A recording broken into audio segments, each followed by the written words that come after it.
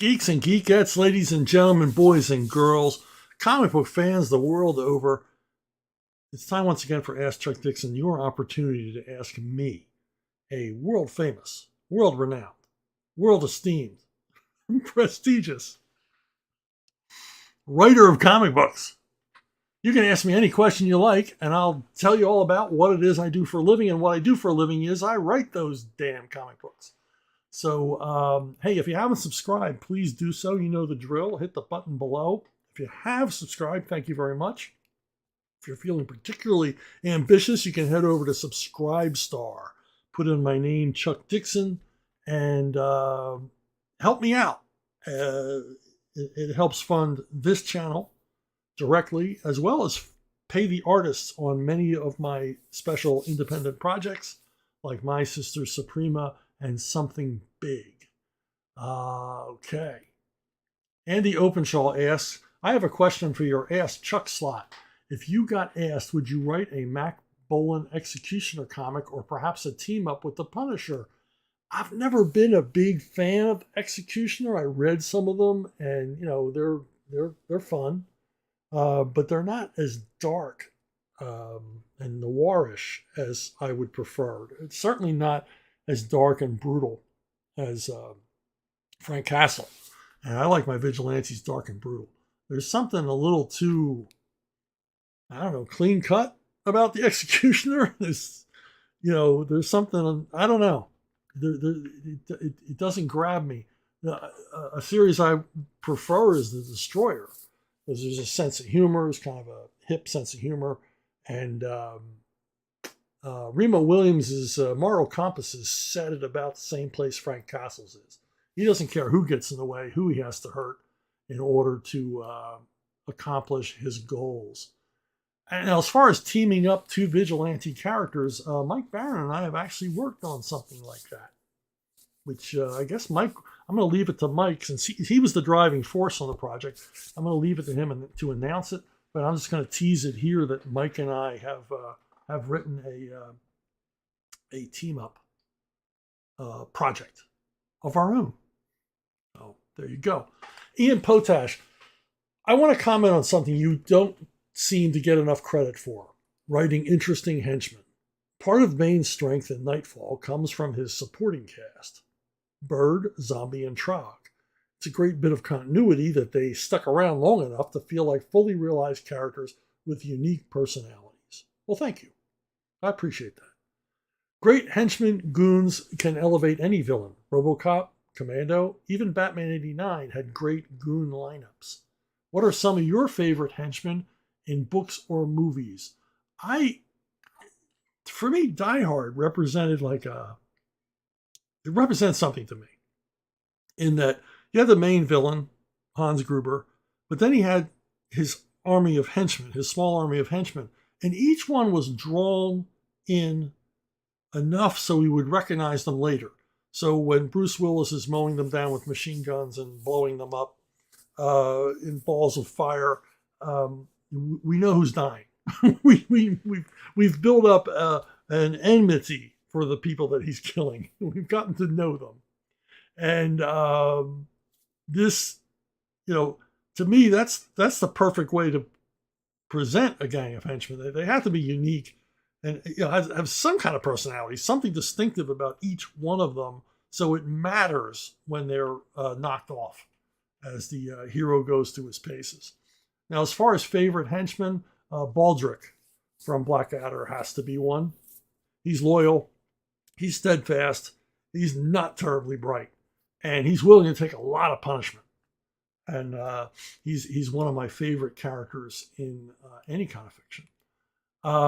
The Wild Bunch had two great henchmen. You had General Mapache, who was the main villain of the piece, and the Wild Bunch go to sell him guns. But Mapache, for the most part, is a clown. He's either drunk or just full of himself or showing off. He's just a real ass. The dangerous one is Jorge Rusek playing Zamora. And Zamora doesn't get a lot of scenes in the movie. He doesn't get a lot of lines. But each one of them really heightens the suspense, because you get the sense that as oblivious as Mapache is to what's going on around him, Zamora, he's always watching. He's always thinking. He's like a hawk. He's always there. And you can tell that he takes everything said to him with a degree of skepticism, that he's always working at an angle. And every time he's in a scene, it just seems like everything ratchets up. That's good writing, for one thing, and that's really good acting, is to, just without saying a word, be that menacing. And that's a great henchman. Another great henchman in the Wild Bunch is Herrera, played by the great Alfonso Arroyo. Generally a comic actor, and in the Wild Bunch, he is comic relief to some degree. But there's also this menace beneath it. He breaks the persona of wanting to be cooperative, wanting to be their friend, all the rest of it. He sort of breaks through that to make some, implied threats on the lives of William Holden, Ernest Borgnine, and their buddies. And it's done very deftly, and done with as a different kind of menace than the Zamora character presents. Another movie with some great henchmen, real life henchmen, is Tombstone. Not only do you have Ike Clanton, but you've got, Johnny Ringo, played to perfection by Michael Biehn, and Curly Bill Brocious, played to even more perfection by Powers Booth. So once again, it's like the Die Hard principle. Tombstone presents us with a whole bunch of distinctive bad guys, so that when the showdown comes and the bullets are flying and the bad guys are dropping like flies, we relate to it in some way, relate some evil or nastiness they had done in the past, so we know that they damn well deserved it. So, and then one of my favorite henchmen of all time is Rupert of Hentzau, played by Douglas Fairbanks Jr. in The Prisoner of Zenda. He is the henchman. He is the creepy, suave, womanizing apparatchik of Black Michael, played by Raymond Massey. Black Michael seeks the throne that Ronald Colman sits uneasily upon in The Prisoner of Zenda, but Rupert of Hentzau is his cat's paw, expert swordsman and everything else. One of the best sword fights ever put on film is in Prisoner of Zenda, and Douglas Fairbanks Jr.'s departure in that scene is unforgettable. So terrific henchmen. I'll probably think of more after this, but those are the ones that came to the top of mind immediately. David Jordan, I was listening to your latest appearance on Signal of Doom podcast, and you mentioned that you've always hated the coloring on Law Dog comic. What is it about the coloring that you hate? It was too garish. It really didn't bring anything to Flint's drawings. Now, I sympathize with anybody who has to either ink or color Flint Henry, because he throws so much detail on a page that it's sometimes impossible to tell what's going on where. And of course, it's the job of the colorist to bring out those things, to drop back the background and bring out the foreground elements and choose points of light, although Flint's very good at choosing points of light. But I just don't think the coloring matched Flint. There was no subtlety to it at all. And Flint's artwork to me needs subtlety in the coloring, because there's no subtlety in the black and white line art. So you really need coloring to sort of step back and not draw attention to itself the way it did here. Currently, I'm having Law Dog redone, recolored, remastered, and this is all from the original art. So you'll be seeing that soon, digitally at least anyway, at first, and possibly in print down the road. Depends on how things go.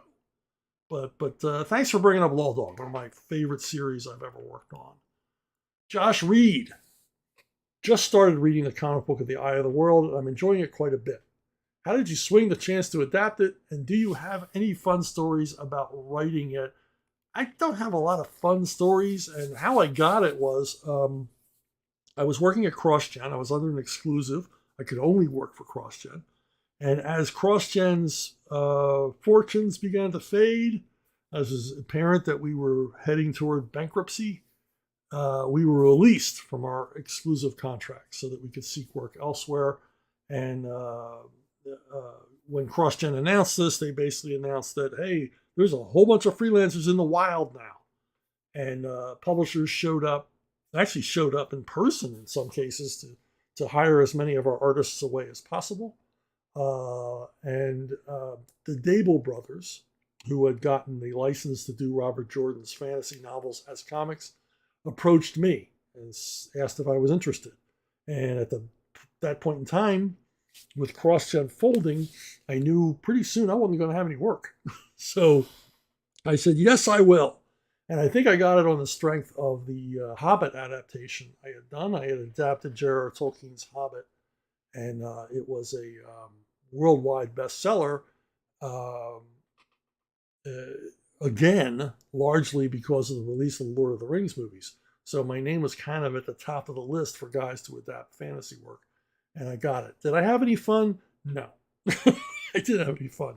As I've said in previous videos, Robert Jordan's work was very difficult, very challenging to adapt to comics because it simply didn't lend itself to comics.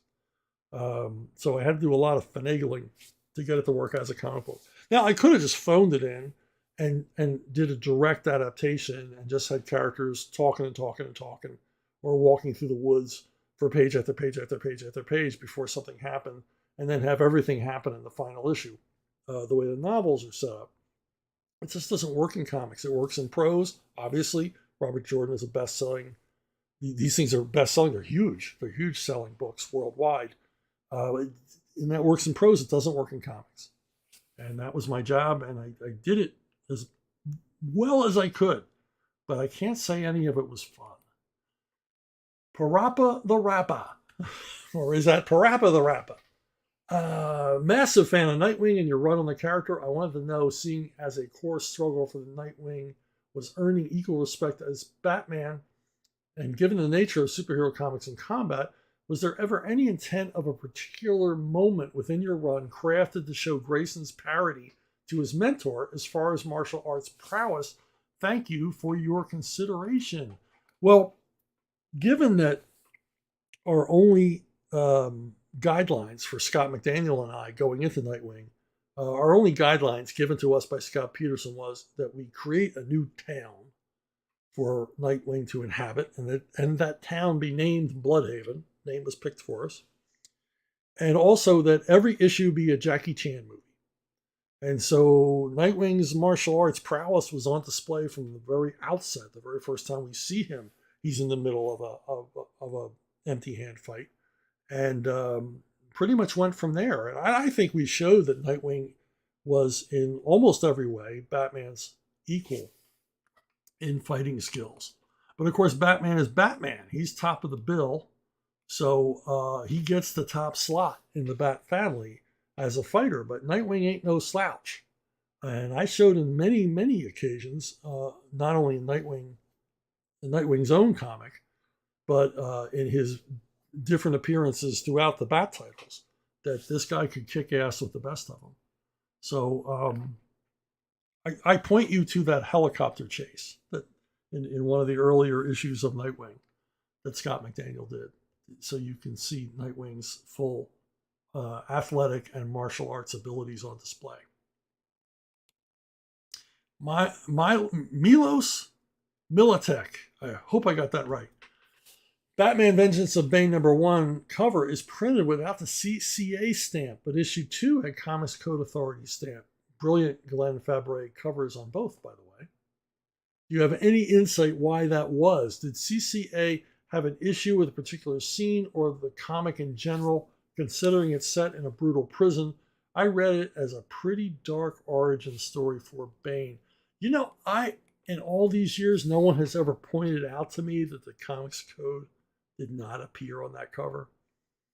Many times as I've looked at that cover, and I've looked at that cover many, many times, mostly to sign them, I never noticed it didn't have that. And no one ever discussed with me why. Although if you read the story, it's pretty obvious why. I mean, yeah, some pretty awful things happen. And it's pretty strongly implied in one of those scenes that, juvenile Bane is rescued from a pretty hideous fate at the hands of one of the other convicts. And then later rescues himself. I mean, he does stab a guy to death with the head of a teddy bear. So I can see why the comics code wasn't real hip on that. And we did show real blood, which comics code at the time, they weren't big fans of showing red blood and exit wounds, things like that. They had their rules. I never thought about any of the comics code rules when I was writing Vengeance of Bane 1. I just thought, hey, I'm going to push the envelope, and if it goes, it goes. If it doesn't, we'll pull back a little bit. But I never heard word one from my editors about pulling back a little bit. So I guess they just thought, hey, take it or leave it. If it has to go out without the code, it'll have to go out without the code. And that's the way it went. And that's the history of Bane. He's a rebel. He doesn't follow no rules. He makes his own rules. He has his own comics code. Gentle Savage. Were there any ideas for DC Elseworlds story that you pitched to DC that got rejected? Yeah, there were a few. I wanted to do more Pirate Batman. I did Detective Annual number 7, Pirate Batman. I did another 10-page story with Kike Alcatena in Batman Chronicles. And I wanted to do at least one more in order to bring us up to trade paperback length so we could do a trade paperback Pirate Batman collection, a Captain Leatherwing collection. But we never got there. And I pitched the story in which the wicked Felina, Catwoman in this universe, and Captain Leatherwing decide to make their arrangements legal. And to do this, they had to return to England because, as it turns out, Captain Leatherwing is actually a nobleman back in England. And so they return, but their wedding plans are kind of messed up by a Poison Ivy character who lives in this huge mansion. It's all arboretum. It's a huge greenhouse. And also Lord Conundrum, who is the Riddler in this incarnation. And Lord Conundrum is not a real lord. He is a highwayman who tells riddles. And I had this great big book of Irish riddles I wanted to use, old Irish riddles, and never got to use them. A second pitch I made for a pirate thing was to have basically retell the origin of Bane even closer to the origins of Man in the Iron Mask, which we used to base a lot of the stuff on that inspired Graham and I to do the character, and make Bane basically a weapon, a cat's paw for the Spanish Inquisition. But I got nixed on both of them, which is a shame because I think a Pirate Batman trade in print today would still do well. It could be very, very popular. Another one I planned sequels for was I did the Elseworlds thing, the Justice Riders, Justice League set in the Old West, and I wanted to do 2 more volumes, one featuring Kid Flash and the Flash and Jay Garrick, and had a whole storyline about who was the fastest in the West. Went nowhere with that one. And I also proposed a Justice Riders with Batman and Robin, and Batman and Robin lead. Actually, at the beginning of the story, Batman dies. He's gunned down by Bane. And then Robin wants to pursue Bane into Mexico on the Vengeance Trail, and the Justice Riders join him. But that one went nowhere either. What might have been, and also is always my Dirty Harry Batman crossover, which I still regret to this day I never got to do. Twin Spin. Gentle Savage asks once again, what was the inspiration for the Dionysus character in Bane Conquest and the inspiration for King Snake? Yeah, we needed a villain, a foil worthy of Bane, and since Bane and Batman had already been at odds physically, we didn't want to have another like grudge match. We didn't want to, some big bestial guy. It seemed redundant. I mean, it's like that issue's been settled. Batman's tougher than Bane in the end. And we all know Bane's tough, but does he have to prove it again? No. And so we introduced kind of the antithesis of Bane, which was Dionysus, who was this sort of mutated, sad creature of high intellect. And Dionysus engages in a battle of wits with Bane that he loses. And the reason for his existence is to serve as basically a informant for Bane and an uneasy ally. Dionysus does anything he can to survive, and he'll betray anybody. He'll do anything. He's a complete weasel. And I really like that. And I like the fact that he was a high intellect, but Bane always thwarted him. Dionysus, as smart as he was, as intelligent as he was, as literally connected to digital and digital media, as connected as he was to world databases and everything else, he still wasn't able to get around Bane. Bane was always a step ahead of him. I thought it was a neat relationship because he starts out as an adversary and then ends up as basically an asset, but an asset that Bane never lets very far from his sight. And of course, Dionysus, the name came from the tyrant of Syracuse. At the beginning of the story, if you remember, he had an operative named Damocles. And the story of Dionysus and Damocles and the sword of Damocles is something you can look up on Google. It's maybe it's a legend, maybe it really happened, but it's a moral tale about the weight of responsibility, the weight of rulership. As far as how I came up with King Snake, I needed a badass martial arts guy, and I didn't want to go with the usual Asian stereotype.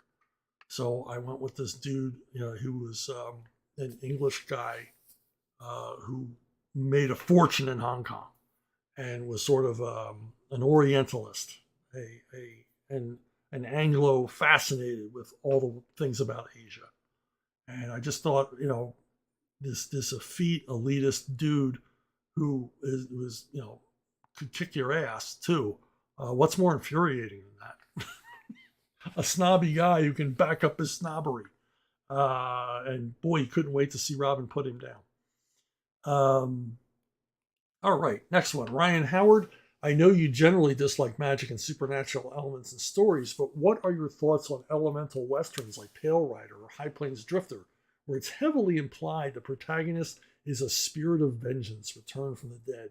What are some of your favorite elemental westerns? I really don't have any favorite elemental westerns.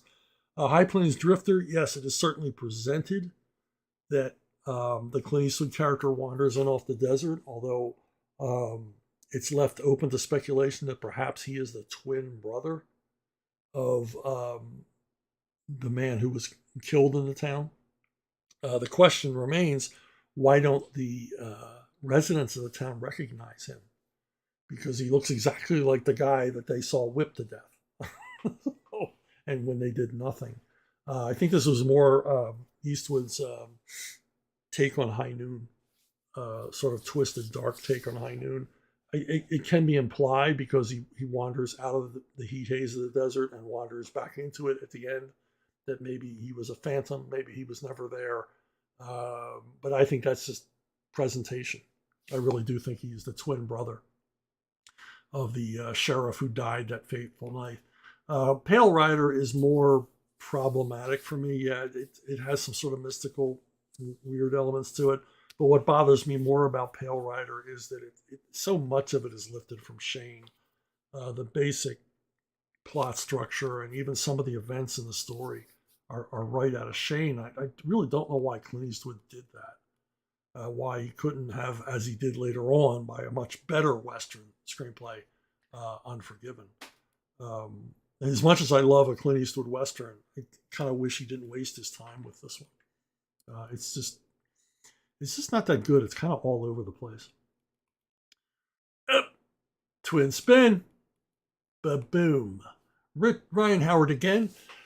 What overlooked or obscure war, conflict, or theater of war would you most like to write a war comic about? Well, there's a whole bunch of them. One of them would be Harald Hardrade, who was the self-proclaimed king of Norway. But as a younger man, he sailed into Russia and eventually ended up down in the Byzantine Empire, where he hired on as what were called Varangians. And these were hired mercenaries who worked for the Empress Zoe. And Hardrade worked in the service of the Empress for a long time, leading a successful band of Vikings, under her flag, under her banner, and conquered, a brilliant campaign to conquer Sicily, a number of other things, and then he escaped. Empress Zoe felt that he was indentured for life. He didn't feel that way. He was getting out, and he and his band escaped by sailing their boats down the Bosporus and sailing their boats over the massive chains that blocked shipping there through a series of ingenious tricks that Hardrade was good. Hardrade was a really good strategist, really clever at workarounds, and also a tough guy. He ended his life at Stamford Bridge. The Battle of Stamford Bridge, which was fought just a few days before the Battle of Hastings, the battle in which the Normans took Saxon Britain away from the Saxons. And I really like to do some early stories of Harald Hardrade. Another era I really like is the French Foreign Legion in Mexico under Maximilian. And wow. The French Foreign Legion fighting here in North America with, Yaqui Indians and Apaches and all kinds of crazy stuff going on, Juaristas, bandits and regular Mexican army. It's just a big, colorful display. In France, they did a great comic series called Sauvage set in this period. And it just made me want to write this kind of stuff even more. I did touch on it a little bit back in Savage Tales when Ron Wagner and I did an 8-pager about the Battle of Cameroon, one of the most famous battles in French Foreign Legion history, fought in Mexico against Juaristas. Okay. Mexico again, another great military campaign I'd love to write some comics about, and I have some ideas for a comic about, was Pershing's expedition to Mexico to pursue Pancho Villa. And some awesome stuff happened during that. And it's one of those chapters of history that kind of got overshadowed by World War I, which, happened a few months later. And it's kind of like left in the mists of the past. Another period I'd love to revisit, the Taiping Rebellion, the bloodiest war ever fought on this planet up until World War I. It was a massive revolution fought against Imperial China, against the emperor, by a group of religious fanatics who believed they were led by the brother of Christ. Christ's little brother was leading them. That's what they believed. Massive cult, and tens of millions of people died in an incredibly destructive war that went on for quite a while, with Western powers involved on the fringes, picking up the pieces, grabbing up the spoils. I touched on it in Sons of Heaven, my 5th Bad Times book, but I'd love to revisit the period. And of course, I've always had my toy soldier fascination, literal toy soldier fascination, with the Zulu War. And we've all heard the story of Rorke's Drift. A lot of us have heard the story of the massacre at Isla Wanda. But I'd love to tell the story of the rest of the Zulu War and what the British and the Boers did in order to defeat the largest land army on the continent of Africa. The Zulus are absolutely fascinating in that they used European military tactics, basically created themselves. They didn't copy them or anything else. Shaka Zulu worked out how he could use the peculiar landscape of the Transvaal and South Africa and literally built an army piece by piece. The Zulus are like the Comanches of Texas. They are not a people. They are a collection of people. And Shaka Zulu would conquer one tribe after another, and assimilate them and bring them into his tribe.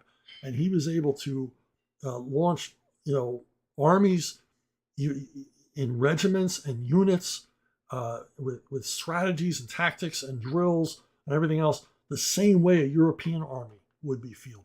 And in the same numbers. I mean, tens of thousands of warriors out ready to fight. And what the steps that the British had to take in order to defeat him is a story that doesn't get told very often. And then Secheweo, the king of the Zulus at the time, it's a fascinating story about his life after the war. He was very, very popular. He visited England. He was the toast of the town for a long time. It's just a very peculiar period, and one that doesn't get talked about a lot. Another one, I'd love to do anything about the Mongol Empire, any of the Mongol Khans, invasion of Russia, the invasion of Hungary and Poland, the siege of Samarkand. Just one incredible story after another. So that's it for your regular questions this week. But every once in a while, I get questions, sort of, over the transom. If anybody remembers what a transom is. And a lot of these come from friends. And a lot of these are questions I get over and over and over again. Because often they can't believe my answer. So I'm going to handle one of them this week. I'm warning you right now, I'm possibly going to step on some of your beloved childhood creations right now. I'm going to break your toys. But the question I get from friends all the time, usually my boomer friends around my same age, is, why don't you like Jonny Quest? Now, Jonny Quest, to a lot of my friends and a lot of people that read me, think Jonny Quest is a perfect fit for Chuck Dixon. It's got adventure. It's got, this, that, the other thing. It's got all the elements. It's like Airboy. No, it's not. But why don't you like it? And then the other thing from my friends is, well, you're the same age I am, and I love Jonny Quest. Why didn't you love Jonny? Didn't you see Jonny Quest? Was it not on your television? Did you have to go to bed before Jonny Quest came on? No. I got to see Jonny Quest. I saw Jonny Quest in his very first episode, and I watched 3 or 4 of them, and I never watched it again. And I didn't like it. And yeah, it has all the elements that a Chuck Dixon story should have. Good guys and bad guys and mysteries to solve and adventure and blah, blah, blah. High adventure, bold stuff. And yeah, I know Alex Toth worked on it. And yeah, I've got, in books, I have every single model sheet available. And I look at them and I admire them. And it's a well-designed show. I really like the way it looks for the most part. I know Doug Wildey worked on it, another enormous talent. And I appreciate all of that. But it all comes off kind of saccharine to me, kind of empty. There's no hormones. And I understand in a kid's cartoon, maybe they felt you couldn't have any hormones, if you know what I mean. But it just sort of comes off as pandering kid stuff. I never bought it. I mean, the comic strips in the newspaper running at the time seemed to have more gusto. And then we come to the monsters. And I already hear what all of you are arguing, okay? I was turned off when the monsters weren't real. Now, I hear over and over again, yeah, well, in later episodes they were. You got to see the invisible monster. It was great. And this one and that one, they were real in later ones. But they weren't real in the opening ones. And where they lost me, where they utterly lost me, was the Loup Garou episode. They promised a werewolf. And werewolves are my thing. I love werewolves. Werewolves are my favorite monster. And they present a werewolf, and it's like, hey, this is cool. It's a werewolf story. Johnny and Haji and Race and Dr. Quest are going to meet a werewolf. Bandit going to meet a werewolf. And it turns out to be a guy in a suit. And as a kid, I'm like, it's a cartoon. It doesn't have to be a guy in a suit. Why does it have to be a guy in a suit? What, are they afraid us little kids are going to be too scared? I mean, I stay up for Double Chiller Theater. I can handle a cartoon werewolf. Give me a freaking break. And that was it. That was the end for me of Jonny Quest. I never watched another episode. Now, the next episodes, they may be genius. I'll never know. I just lost all interest. And generally, I have a thing. This is where it's going to hurt. It's going to hurt more. I'm going to hurt you more if you love this stuff. I just have an animus toward Hanna-Barbera entirely. I liked Hanna-Barbera when I was a kid, a little tiny kid. And when I was about 6, I began to see through it. This is repetitive. This is dumb. They use the same gag on Flintstones every week. These cartoons are like, there's nothing engaging here. Even the voices are starting to annoy me, which is something that would never happen with Bugs Bunny. It's like, I feel like I'm being insulted. There's no challenging material here. There's no hormones. This doesn't seem real. And this is because of who Hanna-Barbera were. They were certainly talented. They were talented animators and everything else. But I really got the impression they were just in it for the cash. And if you look at this picture, you kind of see it. I don't know which one's Joe and which one's Bill. But the guy on the left looks like, you stupid kids. We got your money. And the other guy just looks happy thinking about his bank account.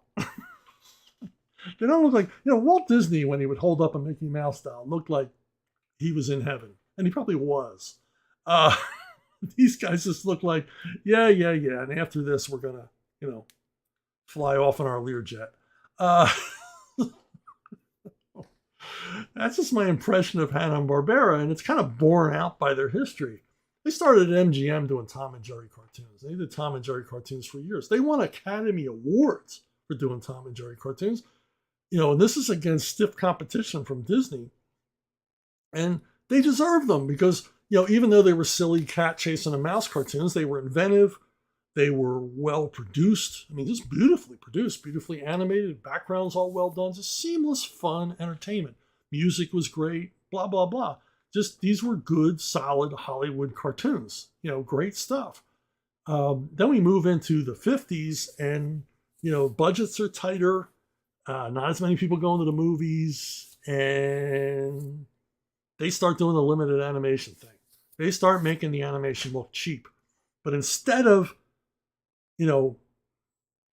thinking of a new way of doing it, like the UPA animators did, to make it more clever, to basically turn that lower budget into something charming or elegant or streamlined, they just made it look cheaper. They just made it look crappier and obvious. I mean, when you were a kid, you could tell limited animation. It's like, oh, his arm just changed color. So his arm's going to move, but the rest of him isn't. When you were a kid, you could spot that stuff and you knew limited animation and you didn't like it, but it was everywhere by the time I was, like in kindergarten. It was all over TV. It was all limited animation.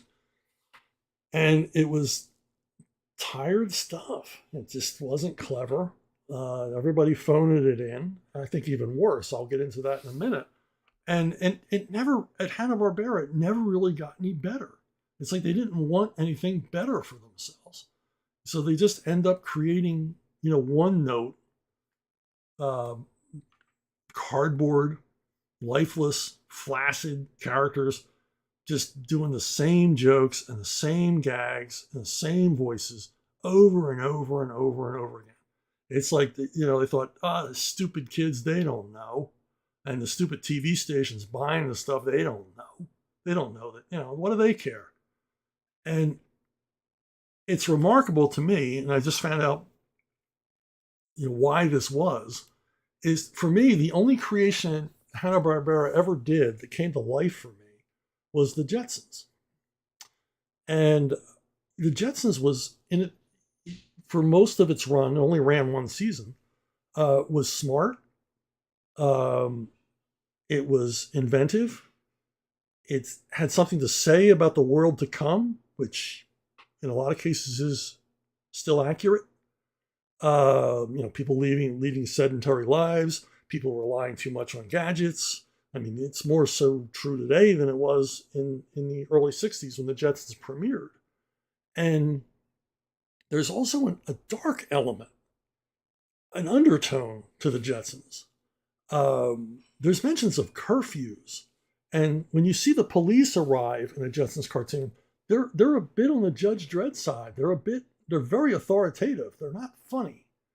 So it's almost like the creators of the show were trying to throw in an Orwellian aspect to the world of the Jetsons, very subtly, very much in the background. And what I learned recently is the Jetsons was the very first color television show to appear on the ABC network. And to the network, it was to be a big deal. It was going to run counter to the Wonderful Walt Disney on NBC. And ABC was going to see if they could give Walt Disney a run for his money with this brand new show. And because of that, because Hanna-Barbera were so busy with the Flintstones and with this and with that, they handed the production of this largely over to a team within the organization, and they ran with it. And my own particular theory is that George O'Hanlon, who did the voice of George Jetson and did an awesome job as George Jetson, they took his character directly from a character that O'Hanlon had played in a series of movie shorts. It was a character called Joe McDokes, and he was just an everyday average guy.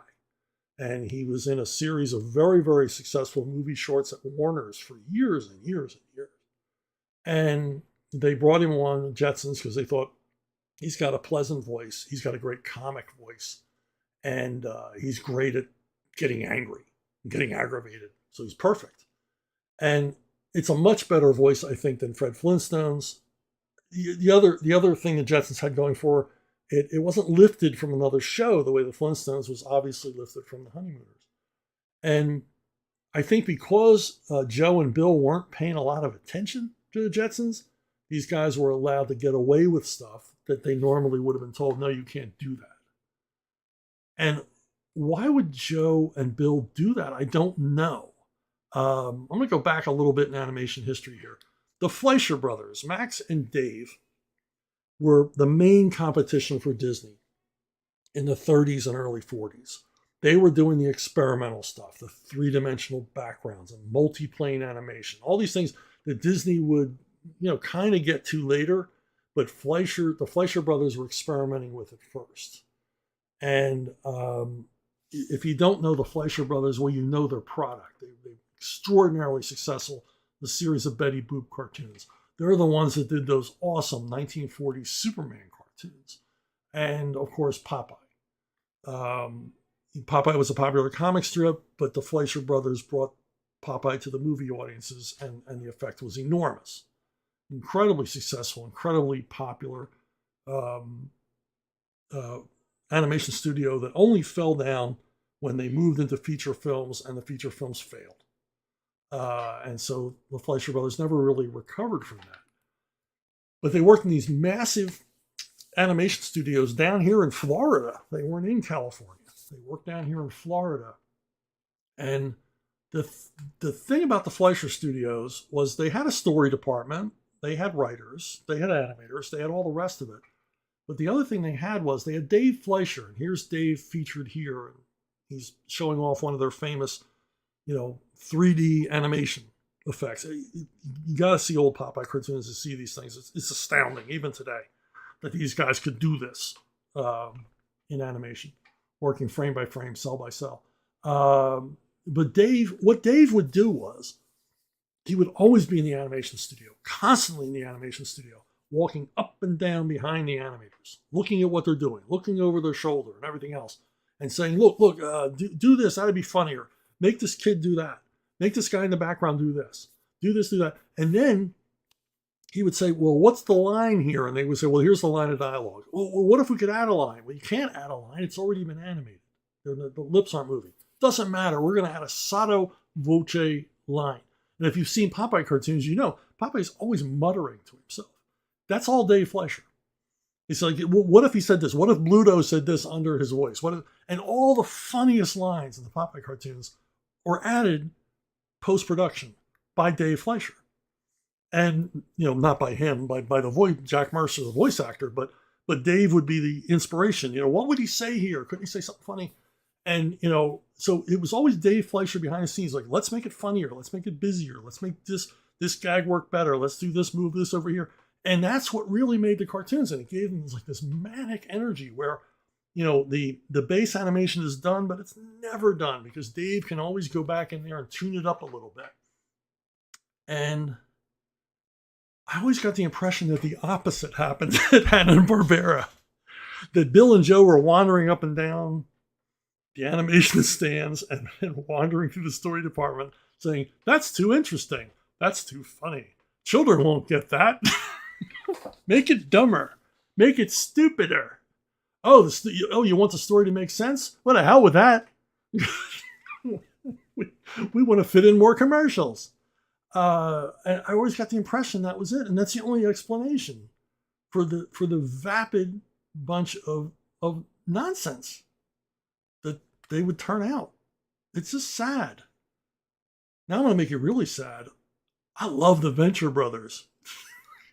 And I love the Venture Brothers because I don't know if they love or hate Hanna-Barbera. It really doesn't make any difference to me because it pushes buttons in me. The Venture Brothers series is obviously a takeoff of Hanna-Barbera. They use virtually the same characters as Jonny Quest. Even reference Jonny Quest and Scooby-Doo in a bunch of episodes, even to having the Jonny Quest and Scooby-Doo characters appear in the cartoon, most of them in middle age at this point, and drug addicted and sad. And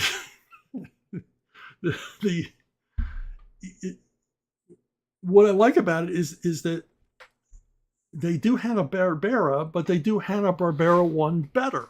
They use all the same techniques of limited animation and all the rest. And they use basically the same design sense you can see here. I mean, Alex Toth could have easily designed these characters. They use the same design sense and everything else. But it's almost like the creators of the show are saying to Hanna-Barbera, this is what you could have done. This is how it should have been done. Yes, you were limited. You were limited in budget. But that didn't need to hold you back. If you thought creatively, if you worked smarter, not harder, you could create something special.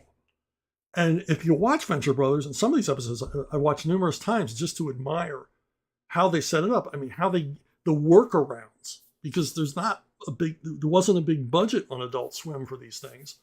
The workarounds they would do in order to achieve the effects they wanted. And also attention to story, which is something I don't think Hanna-Barbera ever paid any attention to story. Scooby-Doo mysteries don't work at all. They don't even bother to make them work. It's one formulaic thing after another. The solution to every Scooby-Doo mystery is the same. The guilty party is the first person you meet who's not a member of the regular cast. It's just, I don't know. If I was a writer, I would want to shoot myself in the head or shoot them in the head if I was working there. For example, there's an episode of Venture Brothers, 20 Years to Midnight, and it's ingenious. It's ingeniously plotted. Yes, it's a silly parody, and it's coarse and vulgar and everything else. But the makers of the show realized in order for you to be engaged in the show, it has to have a story. It has to have a plot, no matter how silly and nonsensical and non sequitur and crazy the events in the story get. That's not enough. It's got to have a story. It's got to engage you and make you believe in the characters. And 20 Minutes to Midnight is ingenious. It would work as a straight story almost, because it's really, really goofy. But it's just a wonderful episode. So anyway, that's it. I probably crushed everybody. You probably never watch the show again. I promise I won't destroy any more of your childhood idols. I love all the stuff that most of you love, except Babylon 5. But I don't like Hanna-Barbera. I think I've made that perfectly clear. So go have a gay old time. Hey, if you want to contact me, and I'm sure you do after this episode, email me at brunobookstore@gmail.com. brunobookstore@gmail.com is the most reliable way to reach me. I want to thank you for watching. I want you to thank you for listening. I want to thank you, especially if you watched all the way to the end. And I'll see you down the road.